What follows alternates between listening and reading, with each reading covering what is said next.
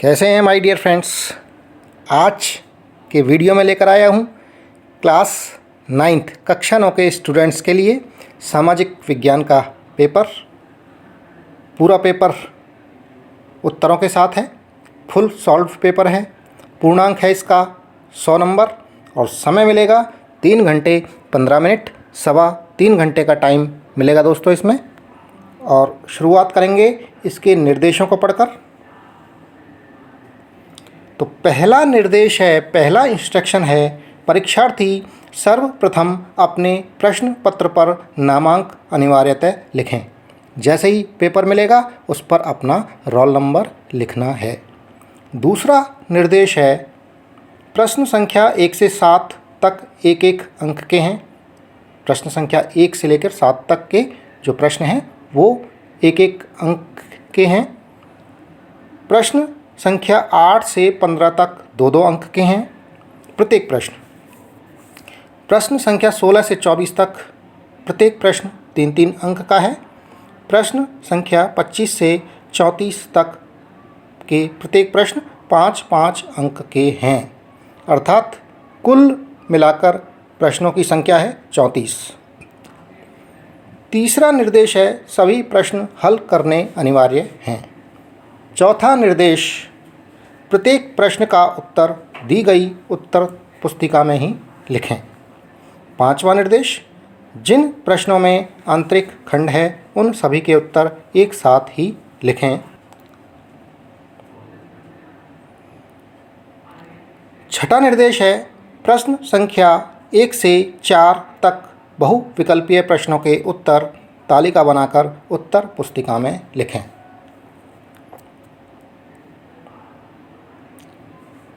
पहला प्रश्न, बास्तील का पतन हुआ। तो 4 ऑप्शंस दिए हुए हैं। जो सही ऑप्शन है उसे टिक करना है या तालिका बनाकर उत्तर पुस्तिका में लिखना है। प्रश्न संख्या 2, अतीत का सामना करते हुए सामाजिक परिवर्तन लाने की धीमी प्रक्रिया के समर्थक थे। तो 4 ऑप्शंस दिए हुए हैं। ए उदारवादी, ब रूढ़िवादी, स समाजवादी, द साम्राज्यवादी। इन 4 ऑप्शंस में से एक सही ऑप्शन है जिसे तालिका बनाकर अपनी उत्तर पुस्तिका में लिखना है। प्रश्न संख्या 3, हिटलर जर्मनी का चांसलर बना। कब बना? तो 4 ऑप्शंस दिए हुए हैं। ए 30 जनवरी 1933, ब 28 फरवरी 1933, स 3 मार्च 1933, द 5 मई 1933। 4 ऑप्शंस में से जो सही ऑप्शन है उसे अपनी उत्तर पुस्तिका में लिखें। प्रश्न संख्या 4, भारत की मानक याम्योत्तर रेखा है। तो ए है 82 डिग्री 30 मिनट, ब ऑप्शन है 68 डिग्री 7 मिनट, स 97 degree 25 minute, the 80 degree 3 minute. जो सही ऑप्शन है इस तरह से उत्तर तालिका बनाकर लिखना है। और देखिए अब उत्तर पुस्तिका में ये तालिका इस तरह से बनेगी। यहाँ चारों प्रश्नों के उत्तर दिए हुए हैं। पहले प्रश्न का सही ऑप्शन है स, दूसरे प्रश्न का सही ऑप्शन ब है, तीसरे का सही ऑप्शन ए है और चौथे प्रश्न का सही ऑप्शन है ए।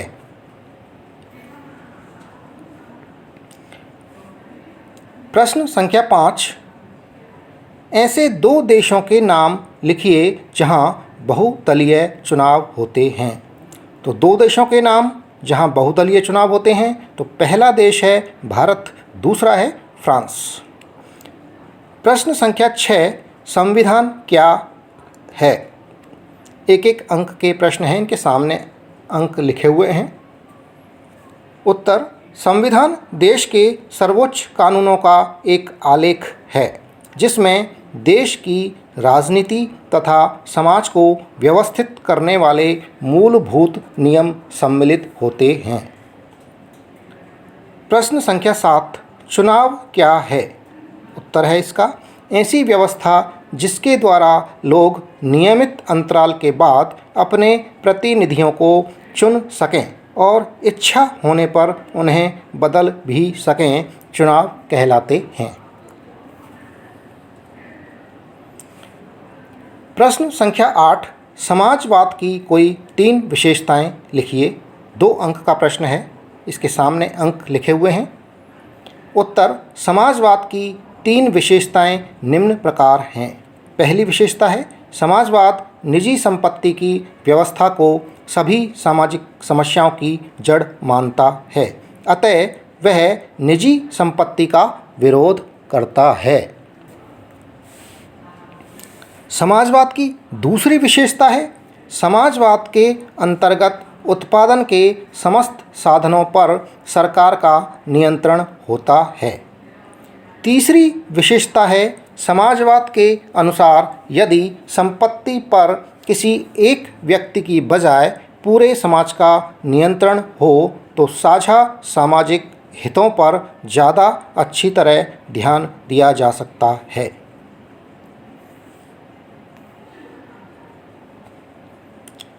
प्रश्न संख्या 9, हिटलर की कोई 3 विशेषताएं बताइए जिनकी वजह से वह एक शक्तिशाली नेता बन पाया।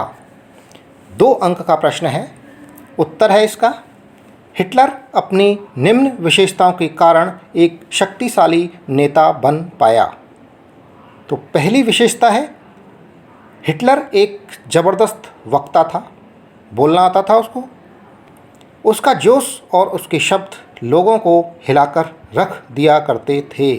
उसने जर्मन वासियों की आहत भावनाओं को उभारा, जिससे जर्मनी की जनता ने उसके सिद्धांतों का स्वागत किया। दूसरी विशेषता है, उसने बेरोजगारों को रोजगार का तथा नौजवानों को एक सुरक्षित भविष्य का वादा किया। उसने आश्वासन दिया कि वह देश को विदेशी प्रभाव से मुक्त कराएगा और सारी विदेशी ताकतों को मुंहतोड़ जवाब देगा। हिटलर की तीसरी एक विशेषता है, नात्सियों ने अपने धुआंधार प्रचार के द्वारा हिटलर को एक मसीहा तथा एक रक्षक के रूप में प्रस्तुत किया, जिससे जर्मन जनता बहुत प्रभावित हुई।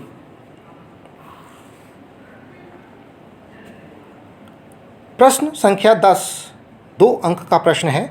हिमालय के 3 प्रमुख विभागों के नाम उत्तर से दक्षिण के क्रम में बताइए। उत्तर से दक्षिण के क्रम में हिमालय के 3 प्रमुख विभाग निम्न प्रकार हैं। पहला, महान या आंतरिक हिमालय या हिमाद्री। दूसरा, निम्न हिमालय या हिमाचल। तीसरा, बाहरी हिमालय या शिवालिक।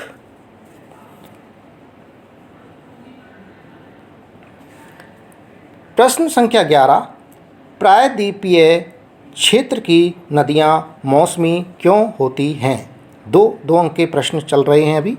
उत्तर, प्रायद्वीपीय क्षेत्र की नदियाँ मौसमी होने के निम्न कारण हैं। पहला कारण है, इसका मुख्य कारण है कि ये हिमानियों अथवा बर्फ़ से ढके पर्वतों से नहीं निकलती हैं। इनमें जल की मात्रा वर्षा पर निर्भर करती है। दूसरा, ये असमान शैलों वाली सतह पर बहती है। इनकी ढाल का अनुपात तीखा होता है। तीसरा कारण, इस क्षेत्र में नदियों पर अनेक बांधों का निर्माण किया जाता है। प्रश्न संख्या 12, मौसम और जलवायु में क्या अंतर है। 2 अंक का प्रश्न है। उत्तर, मौसम और जलवायु में अंतर। मौसम और जलवायु में मुख्यतः अवधि और क्षेत्र का अंतर है। एक विशाल क्षेत्र में एक लंबी समय अवधि लंबी कितनी 30 वर्ष से अधिक को मानते हैं, में मौसम की अवस्थाओं तथा विविधताओं का कुल योग ही जलवायु है, जबकि मौसम एक विशेष समय में एक क्षेत्र के वायुमंडल की अवस्था को बताता है। प्रश्न संख्या 13 दो अंक के प्रश्न हैं। एक चुनी हुई सरकार लोकतांत्रिक सरकार सिद्ध करने के लिए पर्याप्त नहीं है। इसे किन्हीं दो उदाहरणों के साथ स्पष्ट कीजिए। उत्तर: लोकतंत्र में चुनी हुई सरकार ही पर्याप्त नहीं होती, बल्कि अंतिम निर्णय लेने की शक्ति भी जनता द्वारा निर्वाचित प्रतिनिधियों के हाथों में होनी चाहिए। इसे निम्नलिखित दो उदाहरणों के द्वारा समझा या स्पष्ट किया जा सकता है। पहला, पोलैंड की चुनी हुई साम्यवादी सरकार द्वारा लिए जाने वाले फैसलों पर रूस का प्रभाव था। दूसरा, इराक की चुनी हुई सरकार होने के बावजूद निर्णय लेने की वास्तविक शक्ति अमेरिका और उसके मित्र राष्ट्रों के हाथ में है। उक्त दोनों देशों में यद्यपि ये चुनी हुई सरकारें हैं, लेकिन अंतिम निर्णय लेने की शक्ति निर्वाचित प्रतिनिधियों के हाथों में न होकर विदेशी शक्तियों के हाथों में है। अतः ये सरकारें वास्तविक अर्थों में लोकतांत्रिक नहीं हैं।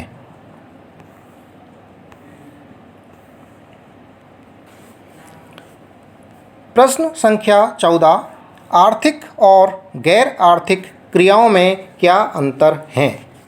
उत्तर: आर्थिक और गैर आर्थिक क्रियाओं में निम्न अंतर हैं। पहला, आर्थिक क्रियाएं क्या होती हैं? इसके अंतर्गत लोग जिन भी क्रियाओं से वेतन अथवा लाभ प्राप्त करते हैं, उन्हें आर्थिक क्रियाओं में शामिल किया जाता है। इसके अंतर्गत सरकारी सेवाओं सहित वस्तुओं व सेवाओं का उत्पादन शामिल किया जाता है। दूसरा, गैर आर्थिक क्रियाएं क्या होती हैं? गैर आर्थिक क्रियाएं वे होती हैं जिनका संबंध किसी प्रत्यक्ष आर्थिक लाभ से नहीं होता है। गैर आर्थिक क्रियाएं अधिकांशतः स्व उपभोग हेतु की जाती हैं। प्रश्न संख्या 15, निर्धनता का लोगों के जीवन पर क्या प्रभाव पड़ता है? उत्तर: भारत में निर्धनता की समस्या बहुत जटिल समस्या है। निर्धनता के फलस्वरूप लोग अपनी मूलभूत आवश्यकताएं भी नहीं जुटा पाते हैं तथा उनका जीवन स्तर काफ़ी निम्न होता है। इस अवस्था में माता पिता अपने बच्चों को शिक्षा नहीं दिला पाते हैं।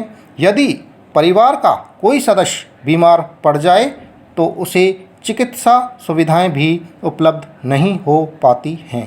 स्वच्छ जल एवं सफाई का अभाव पाया जाता है तथा निर्धन लोगों के साथ सभी स्थानों पर दुर्व्यवहार भी होता है। अतः निर्धन लोगों का जीवन काफ़ी कष्टपूर्ण होता है।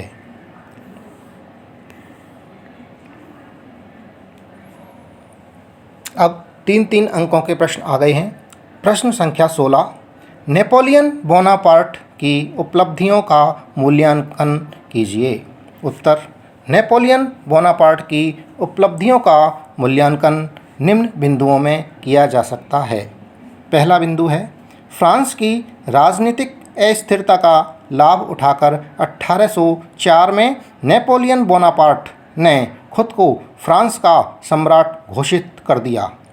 दूसरा, इसके बाद उसने पड़ोस के यूरोपीय देशों की विजय यात्रा शुरू की। पुराने राजवंशों को हटाकर उसने नए साम्राज्य बनाए और उनकी बागडोर अपने खानदान के लोगों के हाथ में दे दी। तीसरा, नेपोलियन ने यूरोप का आधुनिकीकरण किया।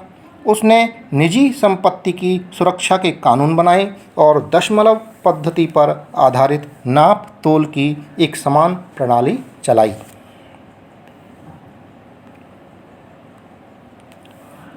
प्रश्न संख्या 17, रूसी अर्थव्यवस्था में स्टालिन द्वारा किए गए 2 परिवर्तन लिखिए। स्टालिन ने आलोचकों का किस तरह मुकाबला किया? 3-3 अंक के प्रश्न हैं। उत्तर: रूसी अर्थव्यवस्था में स्टालिन द्वारा किए गए 2 परिवर्तन निम्न हैं। पहला, केंद्रीकृत नियोजित विकास के लिए पंचवर्षीय योजनाएं लागू की।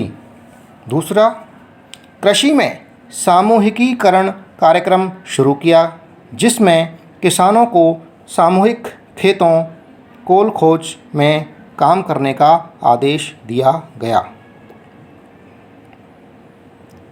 स्टालिन का आलोचकों से मुकाबला। पहला, स्टालिन ने अपने आलोचकों को सख्त सजाएं दी।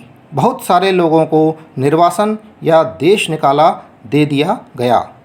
दूसरा, आलोचकों पर समाजवाद के विरुद्ध साजिश रचने का आरोप लगाया गया। अनेक लोगों को जेलों में या श्रम शिविरों में भेज दिया गया तथा अनेकों को मार दिया गया।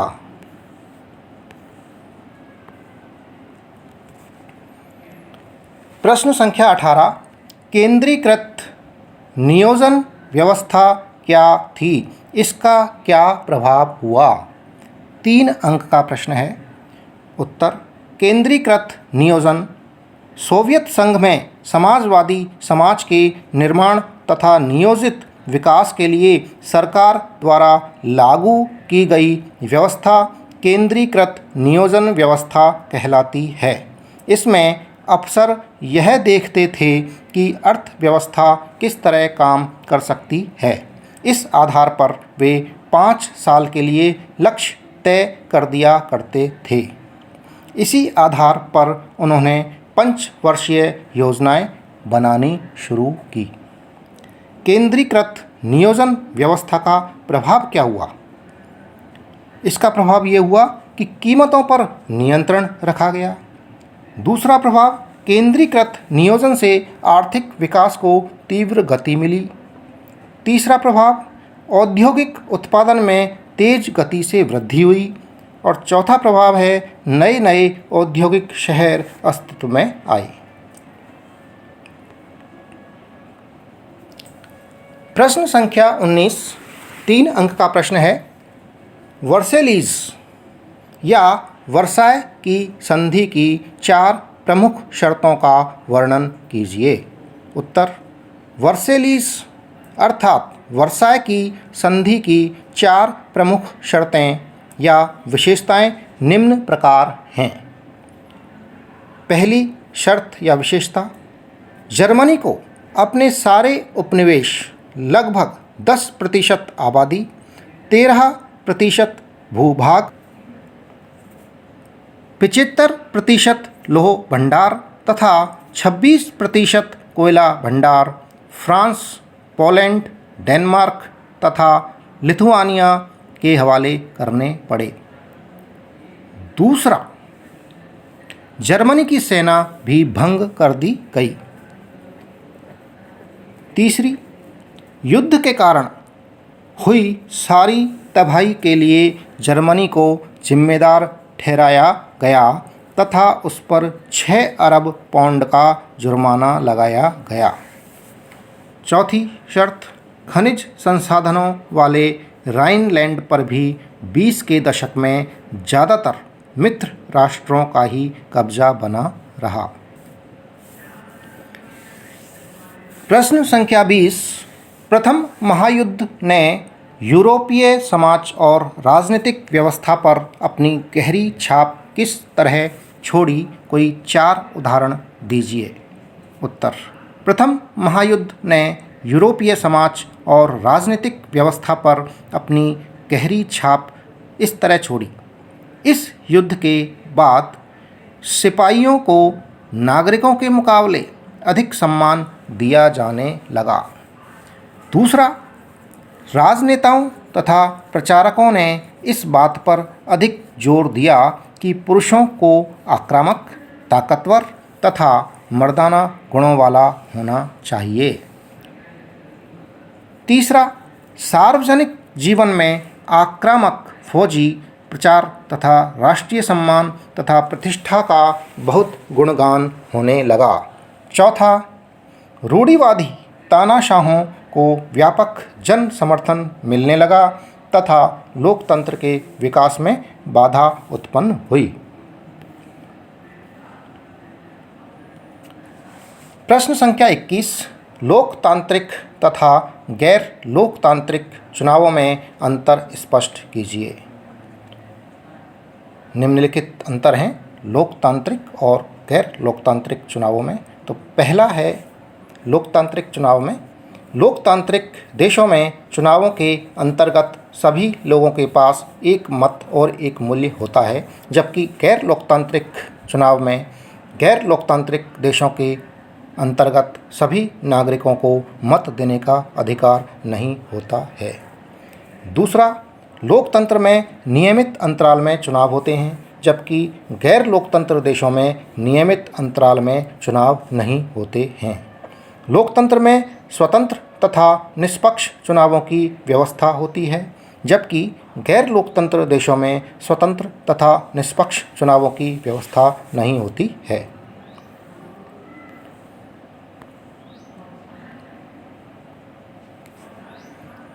प्रश्न संख्या 22, लोकतंत्र का मूल्यांकन करने के लिए हमें किन बातों पर ध्यान देना चाहिए? उत्तर, लोकतंत्र का मूल्यांकन करने के लिए हमें निम्न बातों पर ध्यान देना चाहिए। तो पहली बात है, चुनाव से पूर्व की स्थिति लोकतांत्रिक है या नहीं। लोकतंत्र के लिए आवश्यक है कि चुनाव से पहले 2 या 2 से अधिक राजनीतिक दलों के साथ सभी के लिए अपनी सामान्य राजनीतिक गतिविधियों को जारी रखने की स्वतंत्रता हो। दूसरी बात, निष्पक्ष, स्वतंत्र व नियमित चुनाव। लोकतंत्र के लिए यह आवश्यक है कि उस देश में चुनाव नियमित, निष्पक्ष तथा स्वतंत्र रूप से हों, जनता को मत देने के पर्याप्त विकल्प हों तथा वह चाहे तो चुनाव के माध्यम से सत्ताधारी दल को हटा सके। तीसरी बात, अंतिम निर्णय जनता द्वारा निर्वाचित प्रतिनिधि ही लेते हों। किसी देश के लोकतंत्र के मूल्यांकन में यह भी देखा जाना चाहिए कि अंतिम निर्णय की शक्ति जनता द्वारा निर्वाचित प्रतिनिधियों के पास हो, अन्य किसी व्यक्ति या व्यक्ति समूह या देश के पास नहीं हो। प्रश्न संख्या 23, किन्हीं 3 कारकों का उल्लेख कीजिए जो भारतीय चुनावों को लोकतांत्रिक बनाते हैं। 3 कारक निम्नलिखित हैं। पहला, स्वतंत्र चुनाव आयोग। भारत में चुनाव आयोग द्वारा करवाए जाते हैं।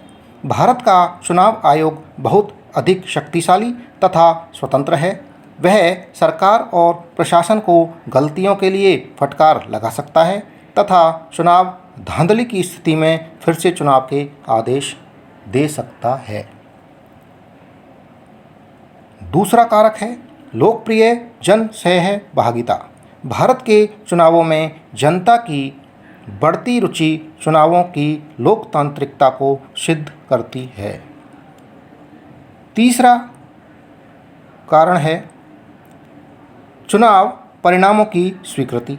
यदि चुनाव स्वतंत्र एवं निष्पक्ष न हों तो उसके परिणाम सदा शक्तिशाली उम्मीदवारों, सत्ताधारी दल के पक्ष में होते हैं।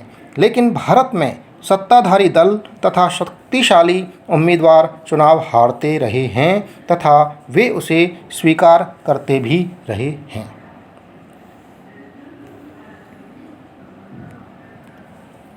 प्रश्न संख्या 24, दक्षिण अफ्रीका की रंगभेदी गोरी सरकार द्वारा उठाए गए रंगभेदी कदमों का उल्लेख कीजिए। उत्तर, दक्षिण अफ्रीका की रंगभेदी गोरी सरकार द्वारा निम्नलिखित रंगभेदी कदम उठाए गए। पहला, दक्षिण अफ्रीका की रंगभेदी सरकार ने दक्षिण अफ्रीका के लोगों को उनकी त्वचा के रंग के आधार पर 2 भागों, गोरे लोग तथा काले लोगों में बांट दिया। दूसरा कदम, रंगभेदी नीति अश्वेत काले लोगों के लिए दमनात्मक थी। उन्हें संगठन बनाने या अपने साथ हो रहे दुर्व्यवहारों का विरोध करने की स्वतंत्रता नहीं थी। तीसरा, काले लोगों के लिए निवास, यातायात के साधन, अस्पताल, विद्यालय तथा मनोरंजन के साधनों की व्यवस्था गोरे लोगों से अलग थी।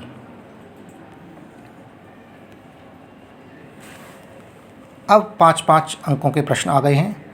प्रश्न संख्या 25, ओलंप दे गूज द्वारा तैयार किए गए घोषणा पत्र के किन्हीं कुछ प्रमुख मूलभूत अधिकारों का वर्णन कीजिए।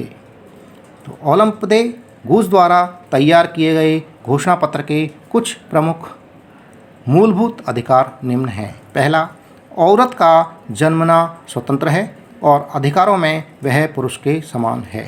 दूसरा, सभी राजनीतिक संगठनों का लक्ष्य पुरुष एवं महिला के नैसर्गिक अधिकारों को संरक्षित करना है। ये अधिकार हैं स्वतंत्रता, संपत्ति, सुरक्षा और सबसे बढ़कर शोषण का अधिकार के प्रतिरोध का अधिकार।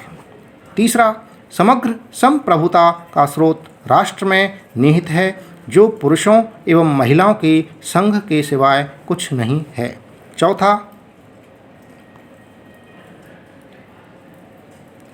कानून सामान्य इच्छा की अभिव्यक्ति होनी चाहिए। सभी महिला एवं पुरुष नागरिकों का या तो व्यक्तिगत रूप से या अपने प्रतिनिधियों के माध्यम से विधि निर्माण में दखल होना चाहिए।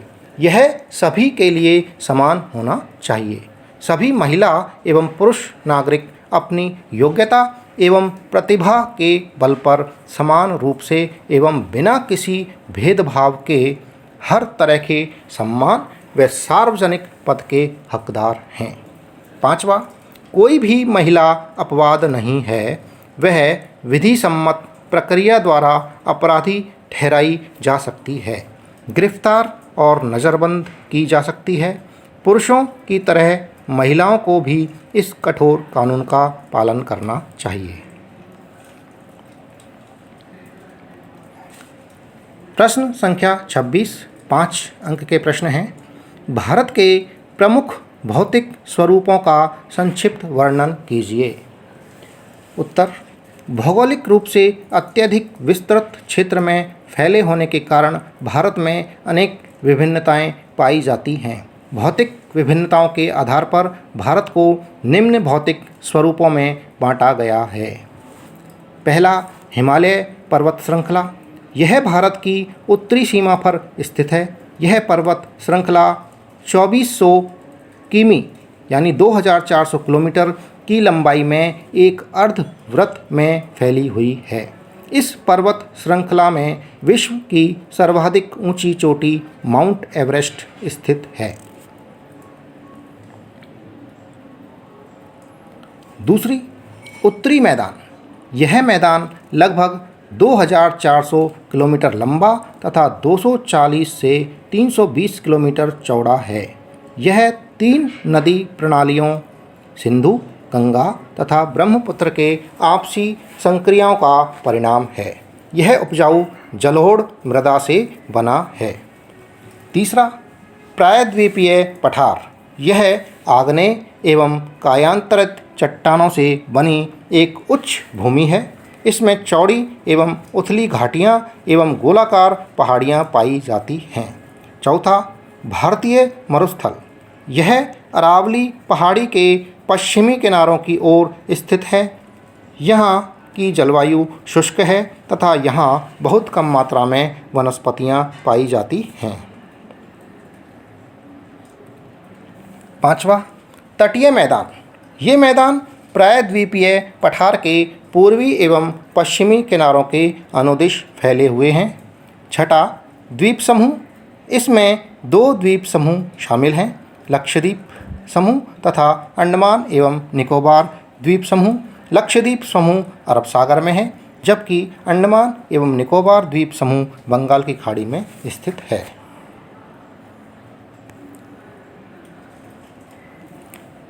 प्रश्न संख्या 27, किसी क्षेत्र की जलवायु को नियंत्रित करने वाले कारकों का वर्णन कीजिए। उत्तर, किसी भी क्षेत्र की जलवायु को नियंत्रित करने वाले प्रमुख कारक 6 हैं। ये निम्न प्रकार हैं। पहला, अक्षांश। पृथ्वी की गोलाई के कारण अक्षांश के अनुरूप प्राप्त सौर ऊर्जा की मात्रा विभिन्न जगहों पर अलग अलग होती है। फलतः वायु का तापमान विषुवत रेखा से ध्रुवों की ओर कम होता जाता है, जिससे किसी स्थान की जलवायु निर्धारित होती है। दूसरा, तुंगता अथवा ऊंचाई। पृथ्वी की सतह से ऊंची जगहों पर जाने पर वायुमंडल की सघनता कम होती जाती है तथा तापमान घटता जाता है, जिससे किसी स्थान की जलवायु निर्धारित होती है। तीसरा, वायुदाब एवं पवन तंत्र। वायुदाब एवं पवन तंत्र किसी स्थान के अक्षांश एवं ऊंचाई पर निर्भर होने के कारण उस स्थान की जलवायु पर व्यापक प्रभाव डालते हैं, क्योंकि इनके द्वारा वर्षा का प्रारूप तथा तापमान नियंत्रित होते हैं। चौथा, समुद्र से दूरी। समुद्र से दूरी किसी स्थान की जलवायु के निर्धारण में महत्वपूर्ण कारक है।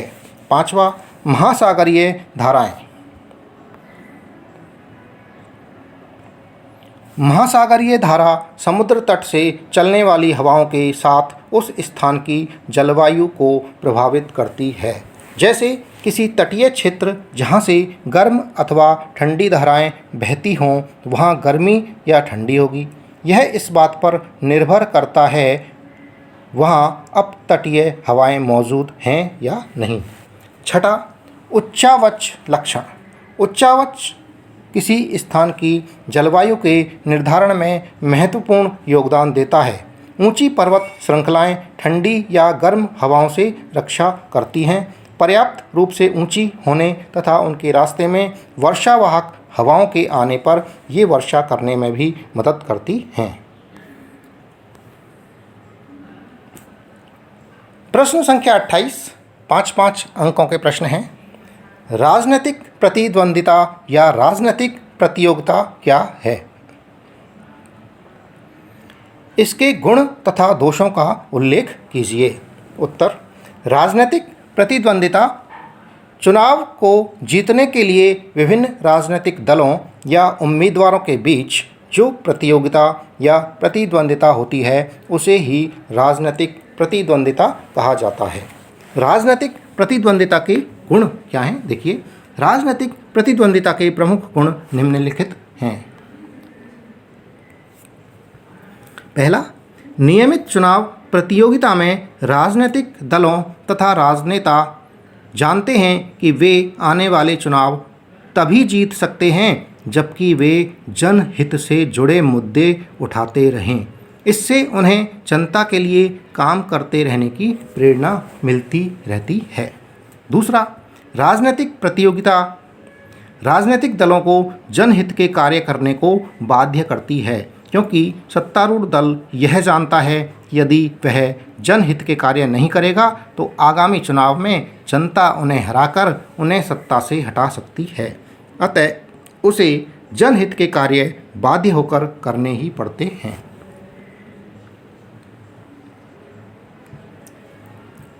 राजनीतिक प्रतिद्वंदिता के दोष। राजनीतिक प्रतिद्वंदिता के प्रमुख दोष निम्नलिखित हैं। पहला, राजनीतिक प्रतिद्वंदिता या प्रतियोगिता में प्रत्येक स्थान पर लोगों में एकता की भावना को ठेस पहुंचती है तथा दलगत राजनीति को जन्म देती है। दूसरा, राजनीतिक प्रतिद्वंदिता या प्रतियोगिता के तहत विभिन्न राजनीतिक दल एवं नेता प्राय एक दूसरे पर आरोप प्रत्यारोप करते हैं। वे चुनाव जीतने के लिए कई बार गलत तरीकों का प्रयोग भी करते हैं। तीसरा, राजनीतिक प्रतिद्वंदिता या प्रतियोगिता के उपर्युक्त दोषों के कारण समाज और देश की सेवा करने की कामना करने वाले कई अच्छे लोग भी चुनाव नहीं लड़ते। उन्हें इस मुश्किल और बेढंगी लड़ाई में उतरना अच्छा नहीं लगता है।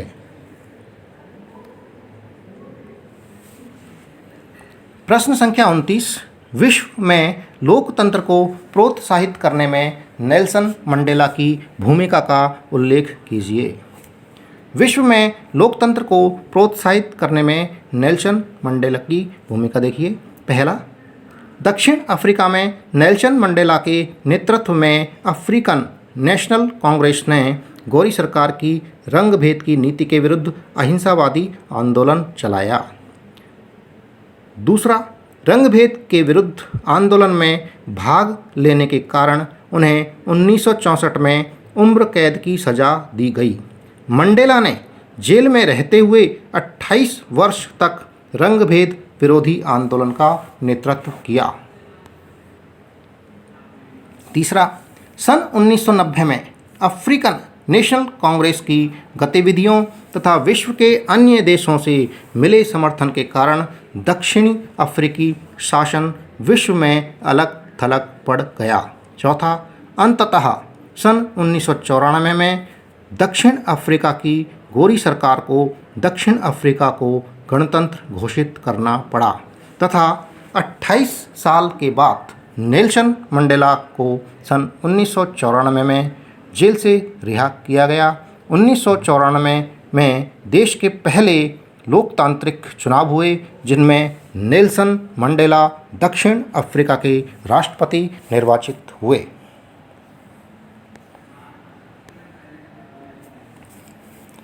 प्रश्न संख्या 30, भारत तथा उसके पड़ोसी देशों पर एक संक्षिप्त टिप्पणी लिखिए। 5 अंक का प्रश्न है। भारत तथा उसके पड़ोसी देश। भारत एक विशाल देश है।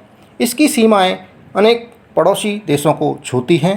पाकिस्तान, अफ़गानिस्तान, चीन, नेपाल, भूटान, म्यांमार, बांग्लादेश, श्रीलंका और मालदीव भारत के पड़ोसी देश हैं।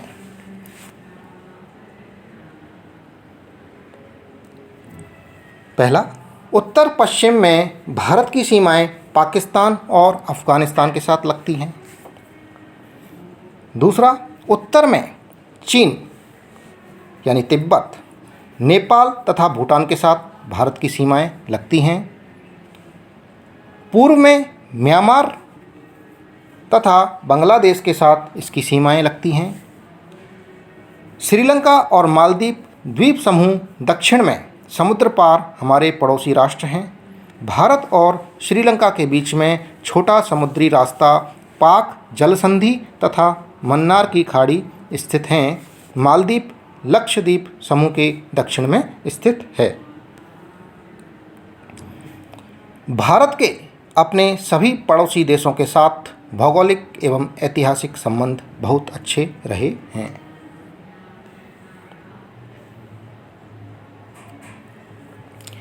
प्रश्न संख्या 31,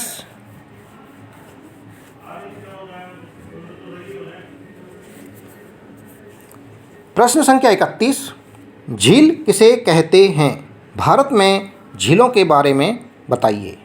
5 अंक का प्रश्न है। उत्तर, झील पृथ्वी की सतह के गर्त वाले भागों में जहाँ जल जमा हो जाता है उसे झील कहते हैं। भारत में अनेक झीलें पाई जाती हैं।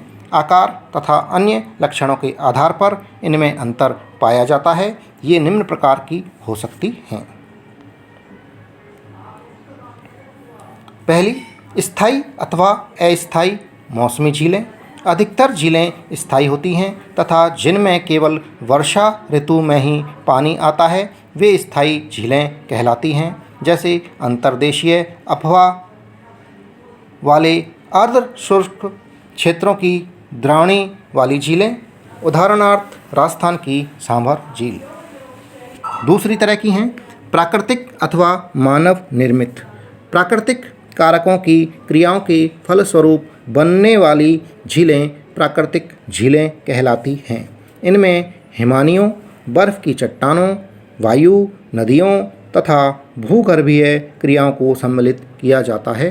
स्पिट तथा बार रोधिका तटीय क्षेत्रों में लैगून का निर्माण कर प्राकृतिक झील बनाते हैं। उदाहरणार्थ वूलर, डल, चिल्का आदि। मनुष्यों द्वारा नदियों पर बांध बनाने से भी झील का निर्माण हो जाता है। यह मानव निर्मित झील कहलाती है। उदाहरण के लिए गुरु गोबिंद सागर। तीसरी तरह की मीठे पानी की अथवा खारे पानी की झीलें। जिन झीलों का पानी मीठा होता है उन्हें मीठे पानी की झील कहते हैं। मीठे पानी की अधिकांश झीलें हिमालय क्षेत्र में हैं। ये मुख्यतः हिमानी द्वारा बनी हैं, जैसे वूलर, डल, भीमताल, नैनीताल, लोकताक तथा बड़ा पानी कुछ महत्वपूर्ण मीठे पानी की झीलें हैं। तथा जिन झीलों का पानी खारा होता है उन्हें खारे पानी की झील कहते हैं, जैसे चिल्का झील, पुलिकट झील, कोलेरू झील, सांभर झील आदि खारे पानी की झीलें हैं।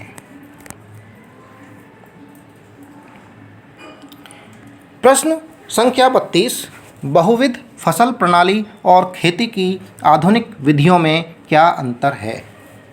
उत्तर: बहुविध फसल प्रणाली और खेती की आधुनिक विधि में प्रमुख अंतर निम्नलिखित है। पहले, बहुविध फसल प्रणाली में किसी भूमि पर एक वर्ष में एक से अधिक फसलें पैदा की जाती हैं। उदाहरण के लिए बरसात में किसान ज्वार, बाजरा आदि उगाते हैं। अक्टूबर व दिसंबर के बीच कृषक आलू की खेती करते हैं तथा सर्दी में वह गेहूँ उगाते हैं। इस प्रकार एक वर्ष में एक भूमि पर एक से अधिक फसलों का उत्पादन करने को बहुविध फसल प्रणाली कहते हैं। दूसरी तरफ खेती की आधुनिक विधियों के अंतर्गत इसमें रासायनिक उर्वरक, कीटनाशकों, उच्च उत्पादकता वाले बीजों एवं सिंचाई आदि का उपयोग कर एक ही फसल से अधिक मात्रा में अनाज पैदा किया जाता है। दूसरा, बहुविध फसल प्रणाली में खेती की परंपरागत या आधुनिक किसी भी विधि का प्रयोग हो सकता है, जबकि आधुनिक कृषि विधि में आधुनिक कृषि यंत्र, रासायनिक उर्वरक, कीटनाशक दवाइयाँ तथा गहन सिंचाई का प्रयोग किया जाता है।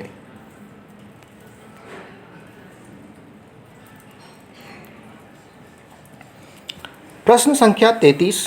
बेरोजगारी से क्या समझते हैं? भारत में बेरोजगारी के विभिन्न प्रकारों को स्पष्ट कीजिए। उत्तर: बेरोजगारी से अभिप्राय है किसी व्यक्ति को रोजगार के अवसर प्राप्त नहीं होना। दूसरे शब्दों में बेरोजगारी का अर्थ है उन व्यक्तियों को काम नहीं मिलने से है जो काम करने के इच्छुक और योग्य हैं, पर उनकी इच्छा एवं योग्यता के अनुसार उन्हें काम नहीं मिलता है। भारत में बेरोजगारी एक प्रमुख समस्या है। भारत में बेरोजगारी के मुख्य रूप से निम्न प्रकार हैं। पहला, मौसमी बेरोजगारी।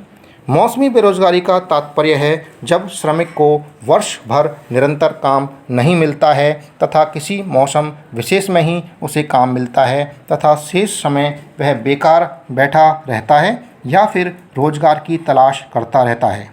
जैसे भारत में चीनी उद्योग के कर्मचारी वर्ष में केवल उसी समय अधिक काम पर रहते हैं जब गन्ने का उत्पादन होता है।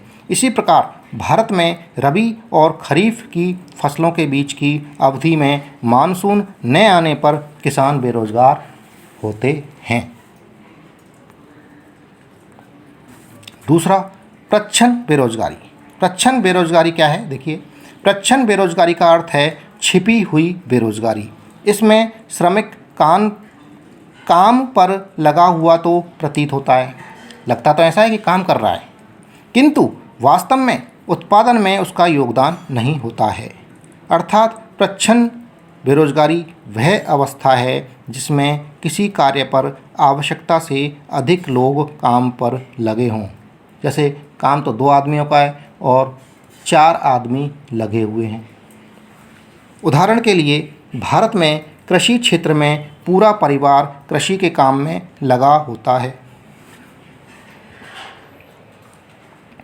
जबकि उस कार्य को परिवार के कम लोगों द्वारा भी पूरा किया जा सकता है तथा अतिरिक्त लोगों को हटाने से उत्पादन पर भी कोई प्रभाव नहीं पड़ता है। तीसरा, शिक्षित बेरोजगारी। शिक्षित बेरोजगारी में विभिन्न शिक्षित लोगों को उनकी योग्यता के अनुरूप रोजगार नहीं मिल पाता है। देश में यह भी देखा गया है कि उच्च शिक्षा प्राप्त लोगों में बेरोजगारी की दर अधिक पाई जाती है। इसे शिक्षित बेरोजगारी कहते हैं। प्रश्न संख्या 34 अंतिम प्रश्न है 5 अंक का।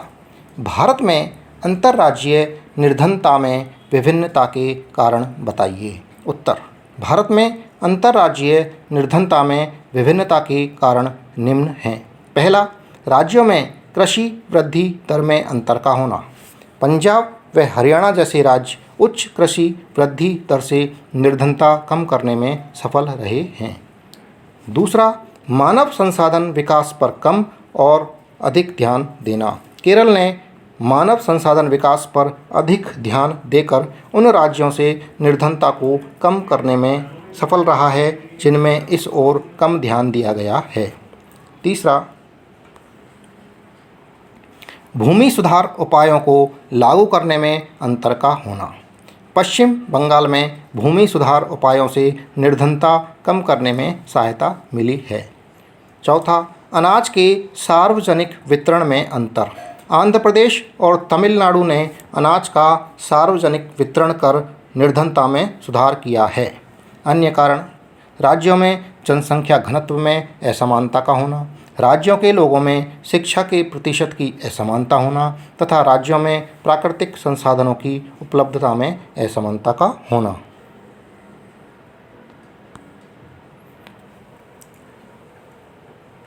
दोस्तों, इसी के साथ में ये वीडियो समाप्त हुआ। जो चैनल पर नए हैं वो चैनल को सब्सक्राइब ज़रूर कर लें। वीडियो पसंद आ रहा है तो वीडियो को लाइक भी करें। धन्यवाद। Thank you.